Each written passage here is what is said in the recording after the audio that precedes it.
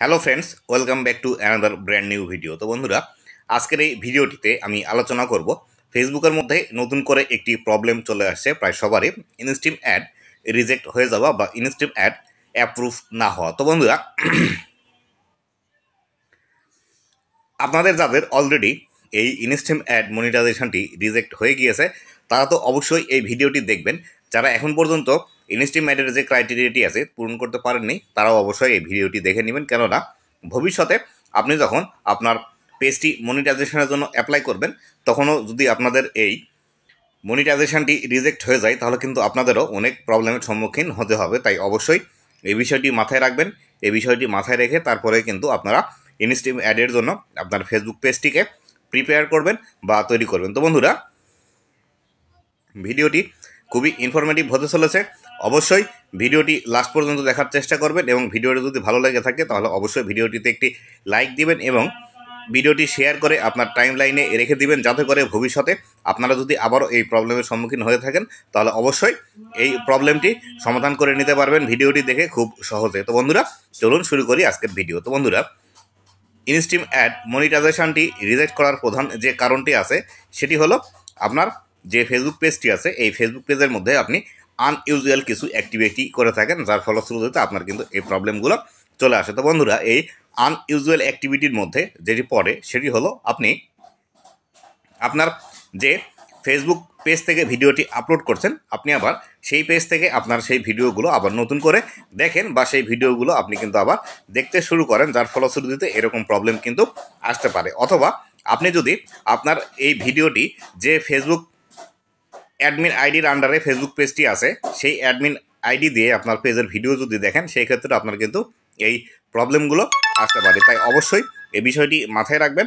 আপনি যখন একটি ভিডিও ফেসবুকের মধ্যে পাবলিশ করবেন সেই ভিডিওটি আর কখনোই দেখার চেষ্টা করবেন না, বা আপনি ভুলে যাবেন যে আপনার একটি ফেসবুক পেজ আছে এবং সেই পেজের মধ্যে আপনি ভিডিও আপলোড দেন। তাই অবশ্যই এই বিষয়টি আপনি মাথায় রাখবেন। মাথায় রেখেই কিন্তু ফেসবুকের মধ্যে কাজ করবেন, যে আসলে আপনি যখন একটি ভিডিও আপলোড করবেন ফেসবুকের মধ্যে সেই ভিডিওটি কোনোভাবেই আপনাকে আর দেখা যাবে না। সেটি আপনার অ্যাডমিন আইডি দিয়ে হোক, অথবা আপনি যে পেজ থেকে ভিডিওটি আপলোড করছেন সেই পেজ থেকে হোক, অথবা আপনি একই ফোনের মধ্যে অন্য আরেকটি আইডি লগ ইন করে সেই আইডি থেকেও কিন্তু আপনার এই ভিডিওগুলো আর কখনোই দেখবেন না। এই বিষয়টি অবশ্যই কিন্তু আপনাকে মাথায় রাখতে হবে। অথবা অন্য আরও যে কারণে আপনার ইনস্ট্রিম অ্যাডগুলো রিজেক্টেড হয়ে যাচ্ছে বর্তমান সময়ে খুব বেশি, সেটি হলো আপনি আপনার নিজের ভিডিওতে নিজে লাইক দেন। তো বন্ধুরা, আপনারা অনেক সময় যে কাজটি করে থাকেন সেটি হলো আপনার একটি ভিডিও আপলোড দেওয়ার পর আপনার পেজের মধ্যে আপনি পুনরায় প্রবেশ করেন এবং প্রবেশ করার পর সেই ভিডিওগুলোতে নিজে নিজেই আবার লাইক দেন, সেখানে রিয়াকশান দেন, কমেন্ট করেন। এই কাজগুলো করলেও কিন্তু আপনি ইনস্ট্রিম অ্যাড মনিটাইজেশনটি ফেসবুকের তরফ থেকে কিন্তু পাবেন না। তাই অবশ্যই এই বিষয়টি অবশ্যই মাথায় রাখবেন যে আসলে ইনস্ট্রিম অ্যাড মনিটাইজেশনটা যদি আপনি পেতে চান তাহলে আপনার ফেসবুক পেজটি একদমই ফ্রেশ থাকতে হবে। পাশাপাশি আপনাকে পেজের মধ্যে আনইউজুয়াল কোনো অ্যাক্টিভিটি কখনোই করা যাবে না। পরবর্তীতে আসি, আপনারা একটি ভিডিও আপলোড করার পর সেই ভিডিওগুলোর লিঙ্ক বিভিন্ন সোশ্যাল মিডিয়াতে শেয়ার করতে শুরু করে দেন, বিভিন্ন গ্রুপের মধ্যে শেয়ার করতে শুরু করে দেন। এই কাজগুলো কখনোই আপনারা করবেন না, বা এই কাজগুলো করলে আপনার ভিডিও থেকে যে ওয়াচ টাইম অথবা মিনিটগুলো আসবে সেগুলো কিন্তু মনিটাইজের সময় কাউন্ট হবে না, বা এটিও কিন্তু আনইউজুয়াল অ্যাক্টিভিটির মধ্যে পড়ে যায়। তাই অবশ্যই এই বিষয়টি মাথায় রাখবেন। এক্ষেত্রে আপনি একটি দুটি শেয়ার করতে পারেন যে আপনার কেউ পরিচিত আছে তার এই প্রবলেমগুলো, বা আপনি যে ভিডিও তৈরি করেন তার দেখার ইচ্ছা হয়েছে, সেই ক্ষেত্রে তাকে আপনি ভিডিওটির লিঙ্ক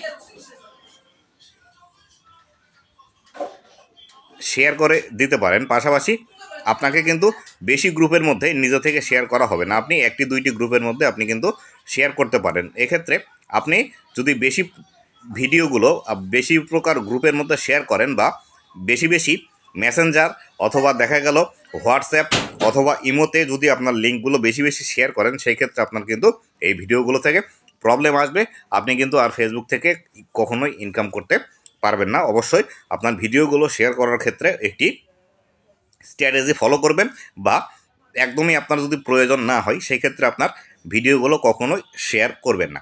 তো বন্ধুরা, পরবর্তীতে যে বিষয়টি আছে সেটি হলো আপনারা আপনাদের ফেসবুক পেজের মধ্যে দেখা গেল ফলোয়ার কমপ্লিট হচ্ছে না বা ওয়াচ টাইম কমপ্লিট হচ্ছে না, তখন এই ক্ষেত্রে আপনি কিন্তু ফলোয়ার এবং ওয়াচ টাইমগুলো বিভিন্ন প্যানেল বা সফটওয়্যারের মাধ্যমে বাড়িয়ে থাকেন, যার ফলশ্রুতিতেও কিন্তু বর্তমানে ইনস্ট্রিম অ্যাড মনিটাইজেশনটি রিজেক্ট হচ্ছে খুব বেশি। তাই অবশ্যই আপনাকে যে কাজটি করতে হবে সেটি হলো আপনাকে একদম অর্গানিক্যালি ফেসবুকের মধ্যে কাজ করতে হবে। নিজস্ব যে ভিডিওগুলো আছে সেই ভিডিওগুলো বেশি বেশি ফেসবুকের মধ্যে পাবলিশ করতে হবে।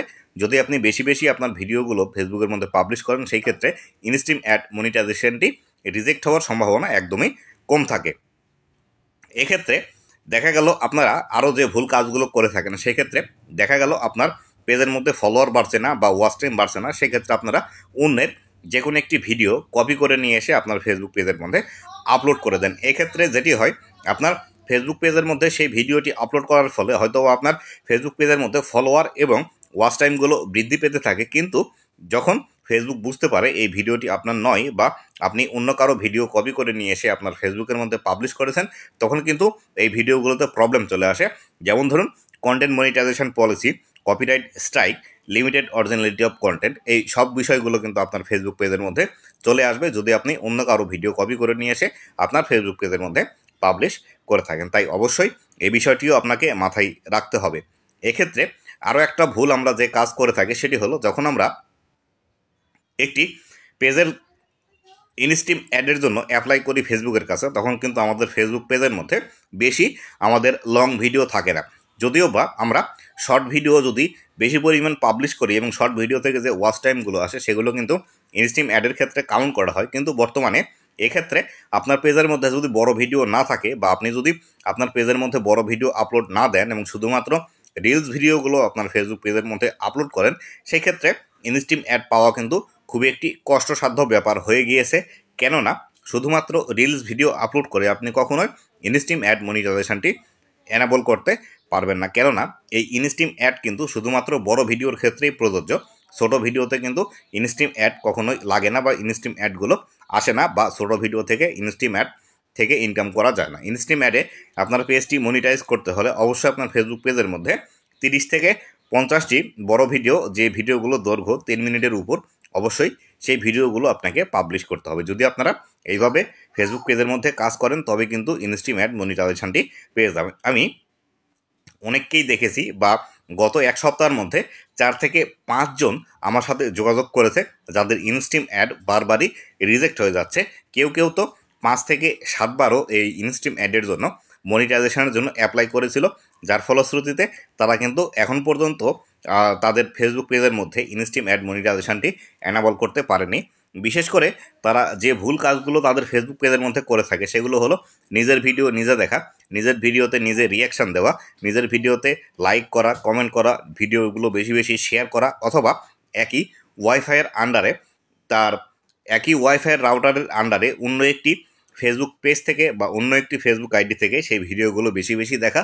এই ভুল কাজগুলো করার কারণেই কিন্তু ইনস্ট্রিম অ্যাড মনিটাইজেশনটি বারবার তাদের রিজেক্ট হয়ে যাচ্ছে, এবং বারবার এই রিজেক্ট হওয়ার কারণে তারা কিন্তু একদম হতাশ হয়ে যাচ্ছে যে আসলে ফেসবুকের মধ্যে তারা কাজ করবে কি করবে না, বা ফেসবুকে কাজ করা তারা বন্ধ করে দিবে কিনা। তো বন্ধুরা, এই বিষয়গুলো থেকে আপনি একদমই যদি নিস্তার পেতে চান বা আপনার যদি অলরেডি এই সমস্যাটি চলে আসে, সেই ক্ষেত্রে আপনাকে যে কাজটি করতে হবে সেটি হলো অবশ্যই আপনাকে রেগুলার যে কন্টেন্টগুলো আছে সেই কন্টেন্টগুলো আপনাকে রেগুলারলি আপলোড করে যেতে হবে। পাশাপাশি আপনাকে প্রতিদিন একটি করে লাইভ করতে হবে এবং সেই লাইভগুলোর দৈর্ঘ্য অবশ্যই 10 মিনিটের উপর রাখার চেষ্টা করবেন। যদি আপনার ফেসবুকের এই লাইভ ভিডিওগুলো 10 মিনিটের উপর থাকে তাহলে সেই ক্ষেত্রে আপনার পেজের রিচ, এঙ্গেজমেন্ট সবই কিন্তু দিন দিন বৃদ্ধি পেতে থাকবে এবং ফেসবুক মনে করবে আপনি একজন রিয়েল কন্টেন্টগুলোই আপনার ফেসবুকের মধ্যে পাবলিশ করে থাকেন।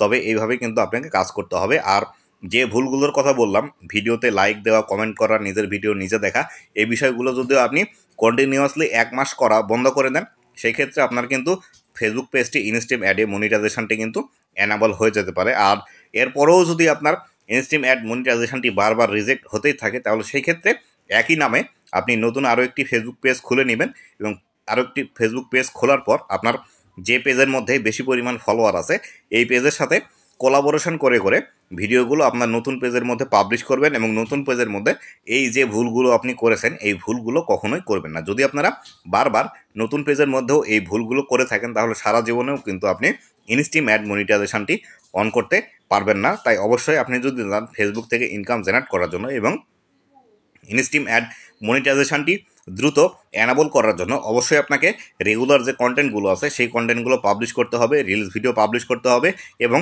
আপনার ফেস ক্যাম ভিডিও এবং ফেস ক্যাম যদি নিজের ভয়েস দিয়ে ভিডিও তৈরি করতে পারেন তাহলে সেই ক্ষেত্রে বেশি ভালো হয়। এই জাতীয় ভিডিওগুলো কিন্তু ফেসবুকের মধ্যে বেশি পরিমাণ ভাইরাল হয়, যদিও প্রথম দিকে একটু রেসপন্স কম পাওয়া যায়, কিন্তু আপনি রেগুলার বেসিস যখন আপনার ফেস ক্যাম ভিডিওগুলো ফেসবুকের মধ্যে বেশি বেশি পাবলিশ করতে শুরু করবেন তখন কিন্তু আপনি এই ভিডিওগুলো থেকে ভালো পরিমাণ রেসপন্স পাবেন এবং নিজেকে কিন্তু একটি ব্র্যান্ড হিসেবে দাঁড় করাতে পারবেন। পরবর্তীতে আপনার ফেসবুক পেজের মধ্যে যদি কোনো প্রবলেম চলেও আসে বা একটি ফেসবুক পেজের মধ্যে আপনার যদি মনিটাইজেশন অন নাও হয়, আপনি কিন্তু নতুন আরও একটি ফেসবুক পেজ দ্রুত খুলে সেখানে কিন্তু আপনার ফেসবুকের যে ক্রাইটেরিয়াগুলো আছে মনিটাইজেশনে সেগুলো পূরণ করে আপনি কিন্তু ফেসবুক থেকে ইনকাম জেনারেট করতে পারবেন। তাই অবশ্যই ফেসবুক থেকে ইনকাম করার জন্য এবং ইনস্ট্রিম অ্যাড অন করার জন্য কেবলমাত্র আপনার নিজের যে কন্টেন্টগুলো আছে সেগুলোই আপনি পাবলিশ করুন, নিজের ফেস দেখিয়ে নিজের ভয়েস দিয়ে ভিডিও তৈরি করার চেষ্টা করুন। দ্রুত এখান থেকে মনিটাইজেশন পাবেন এবং এখান থেকে কিন্তু ইনকাম জেনারেট করতেও পারবেন।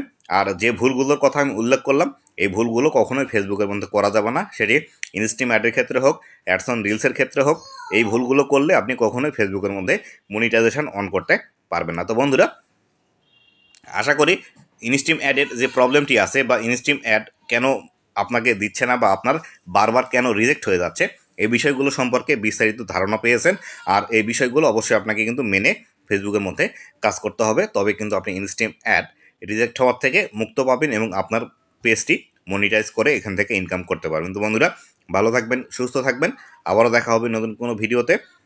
ততদিন পর্যন্ত ধন্যবাদ সবাইকে। আর আমার ভিডিওগুলো যদি আপনাদের ভালো লেগে থাকে তাহলে অবশ্যই ভিডিওটিতে একটি লাইক দিবেন, পেজটি ফলো করে রাখবেন এবং ভিডিওগুলো শেয়ার করে আপনার টাইম লাইনে রেখে দিবেন, যাতে করে ভবিষ্যতে আপনারা যদি এরকম প্রবলেমের সম্মুখীন হন তাহলে এই ভিডিওগুলো দেখে খুব সহজেই আপনারা সেই সমস্যাগুলোর সমাধান করে নিতে পারবেন। তো বন্ধুরা, ধন্যবাদ সবাইকে। আবারও দেখা হবে নতুন কোনো টপিকের ভিডিও নিয়ে, নতুন কোনো সমস্যার সমাধান নিয়ে।